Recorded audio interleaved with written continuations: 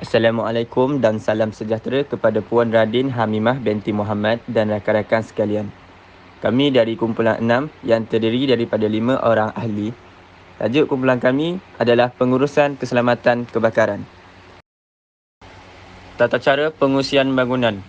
Kami akan menerangkan yang pertama, apakah pengurusan keselamatan kebakaran. Yang kedua, sistem perlindungan aktif dan pasif. Yang ketiga, pengusian bangunan. Dan yang keempat, good housekeeping. Saya akan menerangkan apakah pengurusan keselamatan kebakaran. Keselamatan kebakaran adalah satu aspek yang amat penting dan memerlukan kerjasama semua pihak. Seterusnya adalah objektif pengurusan keselamatan kebakaran. Untuk menjamin keselamatan nyawa, melindungi harta benda dan menjamin keselamatan pasukan penyelamat. Seterusnya adalah panduan mencegah kebakaran. Yang pertama, membuang putu rokok dan mancis yang belum dimatikan bara di merata tempat. Yang kedua, tiada pengawasan ketika membakar sampah sarap. Yang ketiga, membiarkan kanak-kanak bermain mancis dan api. Yang keempat, menyimpan cecair mudah terbakar. Kita perlulah mengambil berat tentang panduan mencegah kebakaran ini agar dapat mengelakkan berlakunya kebakaran yang tidak diingini. Seterusnya, mencegah kebakaran domestik dan industri. Ini adalah 4 langkah untuk mencegah kebakaran domestik dan industri. Yang pertama, periksa alat elektrik. Sentiasa periksa plug dan peralatan elektrik. Pastikan ianya berada dalam keadaan yang selamat. Yang kedua, pasang penggara asap. Pasang penggara asap di dalam rumah yang kurang diduduki. Yang ketiga, memiliki alat pemadam api. Pastikan rumah memiliki 2 alat pemadam api jenis A, B, C. Dan yang keempat, elak bahan mudah terbakar. Dengan menyimpan semua bahan yang mudah terbakar di tempat yang selamat.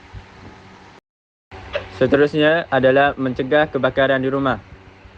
Ini adalah langkah-langkah untuk mengelakkan berlakunya kebakaran di rumah. Yang pertama, dapur gas. Memastikan dapur gas sentiasa dimatikan selepas memasak. Yang kedua, mancis. Jauhkan benda-benda yang mudah terbakar dari anak-anak. Yang ketiga, plug sambungan. Sentiasa periksa plug sambungan setelah digunakan. Yang keempat, gas ataupun LPG. Sentiasa memastikan tiada kebocoran gas. Yang kelima, lilin. Jauhkan lilin dan sumber api yang lain dari bahan yang mudah terbakar. Dan yang terakhir adalah kabel. Memastikan kabel-kabel elektrik di rumah dan gantikan dengan segera sekiranya terdapat kabel yang telah rosak. Sistem perlindungan kebakaran ada 2. Sistem perlindungan aktif dan sistem perlindungan pasif. Sistem perlindungan aktif berfungsi dengan adanya unsur-unsur dalam struktur bangunan yang berupaya untuk melaksanakan fungsinya tanpa bantuan manusia. Ia juga mampu menyekat asap dan api daripada merebak di dalam bangunan. Beberapa elemen perlindungan aktif iaitu sistem alat bantu mula, alat pemadam api, pengesan haba, pengesan asap, sistem pecah kaca. Sistem alat bantu mula iaitu hose reel dan sprinkler. Sprinkler ni apabila ia mengesan haba yang tinggi, ia akan pecah dan mengeluarkan air. Seterusnya, alat pemadam api. Alat pemadam api ni ada beberapa jenis iaitu serbuk kering, karbon dioksida, buih, air dan juga metal powder. Pengesan haba dan pengesan asap ialah sistem perlindungan aktif. Ia apabila ia mengesan asap dan juga haba, ia akan memberi amaran. Seterusnya, saya akan membincangkan tentang sistem perlindungan pasif. Sistem perlindungan pasif adalah perlindungan kebakaran pada bangunan dengan mengambil kira kelengkapan laluan kecemasan, ruang akses perkakasan bomba dan juga ketahanan struktur bangunan. Sistem perlindungan pasif boleh terbagi kepada 3, iaitu sistem pembendakan, sistem ketahanan kebakaran dan juga jalan keluar keselamatan. Pertamanya, saya akan membincangkan tentang sistem pembendakan. Sistem pembendakan adalah satu perancangan yang mengasingkan ruang-ruang di dalam bangunan bagi melambatkan kemerempakan api, asap dan haba. Semasa kebakaran, api, asap dan haba bergerak dengan sangat pandas. Jadi, tujuan bagi sistem pembendakan ini boleh memperlahankan penyebaran api, asap dan haba supaya dapat memberi masa yang cukup kepada pompa untuk memadamkan api. Seterusnya, tujuan dia jugalah sebagai pending kepada anggota pompa ketika menentang kebakaran, terutamanya di bangunan yang tinggi. Dia juga dapat menjadi pelindung kepada penghuni apabila menyelamat diri semasa kebakaran. Seterusnya, saya akan bincangkan sistem kedanan kebakaran. Sistem kedanan kebakaran merupakan struktur atau peralatan yang dibina bagi melambatkan kemerempakan api. Gambar yang di sebelah kiri ialah pintu rintangan api dan juga gambar di sebelah kanan adalah koridor rintangan api. Lepas tu saya akan membincangkan tentang jalan keluar keselamatan. Jalan keluar keselamatan merupakan struktur dalam bangunan yang memudahkan penghuni menyelamatkan diri ke tempat selamat semasa berlaku kebakaran. Terdapat 3 jenis jalan keluar keselamatan iaitu mentatar, menegak dan juga jalan keluar terakhir. Yang pertamanya ialah mentatar. Mentatar merupakan struktur yang terdapat pada bangunan yang melibatkan bahagian seperti protektor lobi dan juga protektor koridor. Sebagai contoh, lobi menentang kebakaran, pintu rintangan api dan juga koridor terlindung. Seterusnya ialah menegak. Ia merupakan elemen struktur bagi membolehkan penghuni meralikan atau menyelamatkan diri keluar dari tingkat atas ke tingkat bawah terus. Sebagai contoh, tangga. Yang ketiga ialah jalan keluar terakhir. Jalan keluar terakhir ialah tempat keluar daripada sesuatu bangunan yang mengadakan akses terus ke jalan laluan atau tangga terbuka bagi memintakan orang atau penghuni menyelamatkan diri daripada kebakaran atau asap. Sebagai contohnya ialah pintu tingkat bawah. Assalamualaikum dan selamat sejahtera. Pada hari ini saya akan menerangkan tentang pengungsian bangunan. Maksud pengungsian bangunan adalah sesuatu tindakan iaitu mengosongkan bangunan semasa berlakunya kecemasan ataupun latihan dan ia akan melibatkan semua penghuni di sesebuah bangunan tersebut. Okey, tujuan pengungsian bangunan yang pertama adalah memastikan semua penghuni bangunan untuk bertindak dengan tenang dan teratur. Okey, di mana di sesebuah bangunan kita perlu memastikan bahawa jika berlaku sebarang kecemasan seperti kebakaran ataupun bencana alam, okey, kita perlu memastikan penghuni di bangunan tersebut keluar. Dan bagaimana mereka perlu keluar?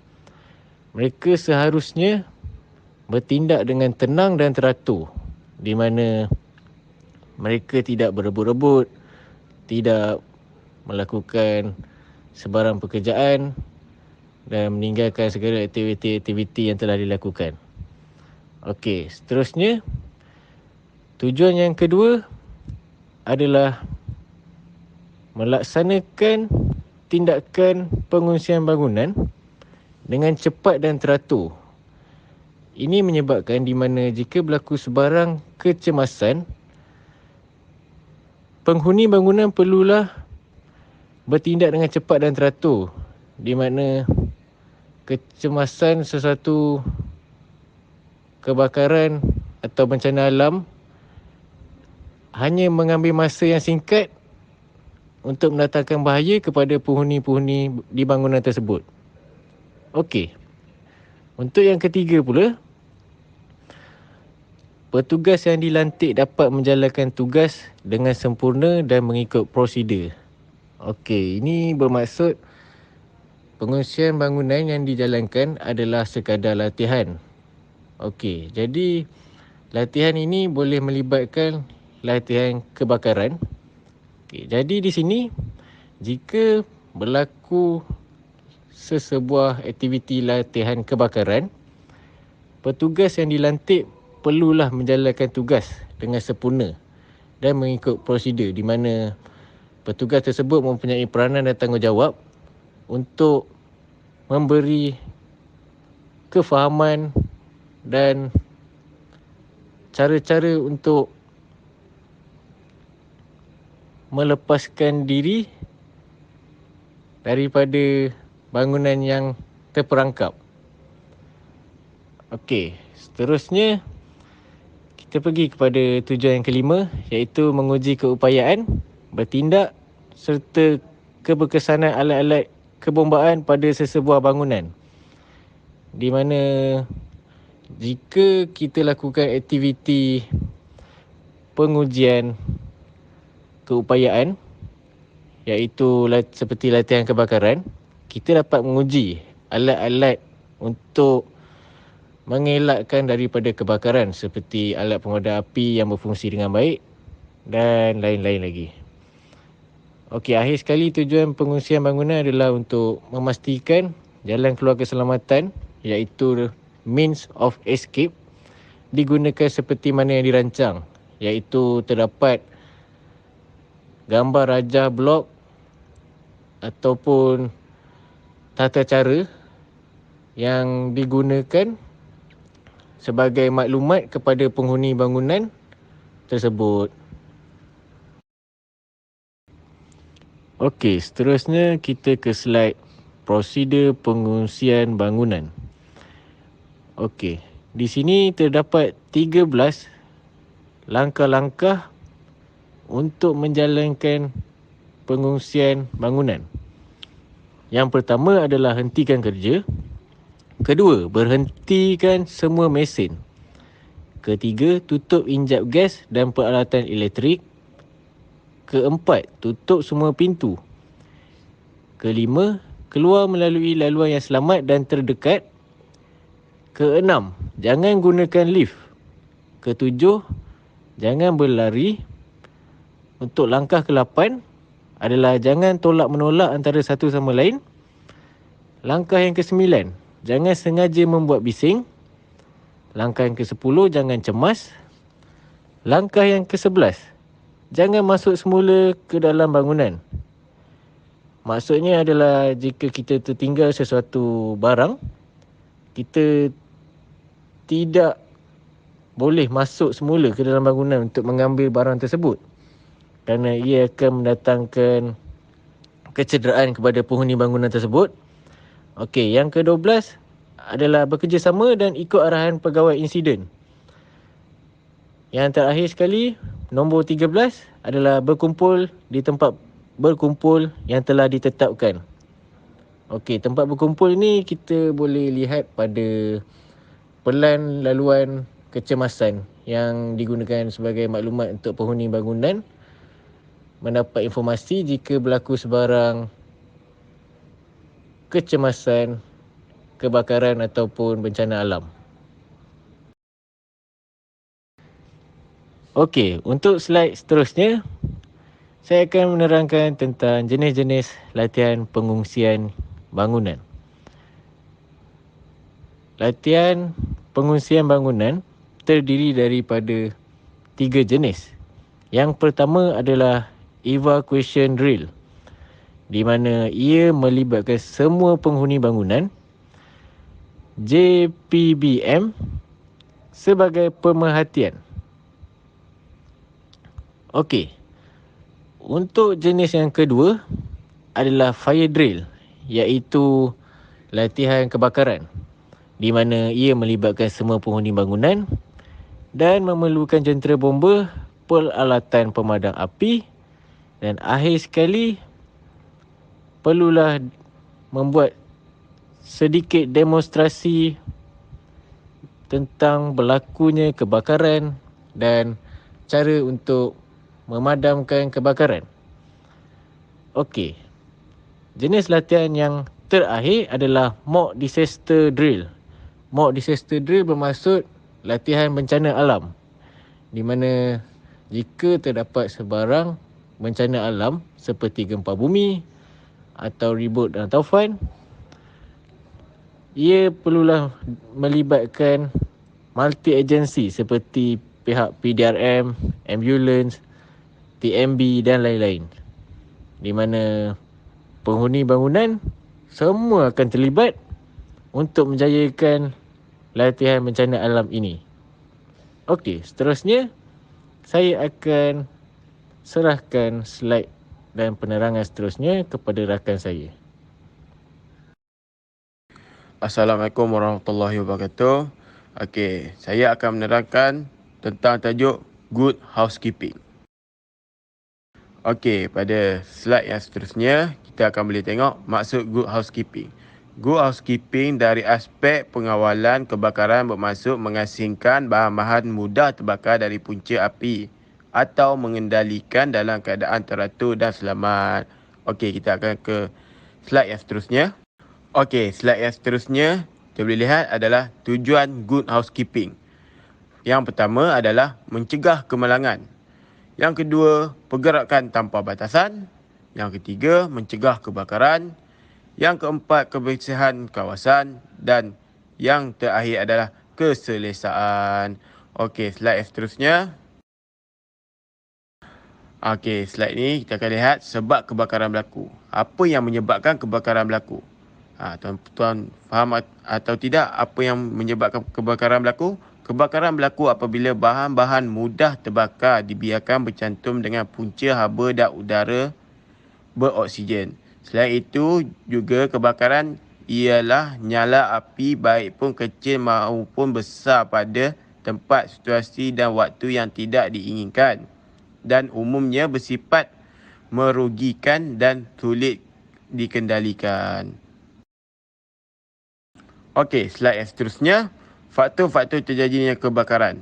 Yang pertama, manusia. Sengaja melakukan kebakaran, kelalaian manusia, kurang pengertian terhadap alam sekitar. Yang kedua adalah alam. Yang pertama, petir. Yang kedua, gempa bumi. Yang ketiga, gunung meletus. Dan yang keempat adalah panas matahari. Okey, kita akan ke slide yang seterusnya. Slide yang seterusnya adalah bagaimana mengelakkan berlakunya kebakaran. Yang pertama, keselamatan di dapur harus dititik beratkan. Yang kedua adalah mancis dan pemetik api elektrik perlu diletakkan di tempat yang betul. Yang ketiga, alat pengasan asap. Seelok-eloknya kita ada alat pengasan asap supaya tidak dapat detect apabila berlaku kebakaran. Yang terakhir adalah ruang alat pemanas. Okey, akhir sekali kami mengucapkan sekian terima kasih kerana tuan-puan sudi meluangkan masa untuk mendengar segala pencerahan dan penerangan ini. Sekian terima kasih. Yang baik datangnya daripada Allah, yang buruk datangnya daripada kelemahan diri saya sendiri.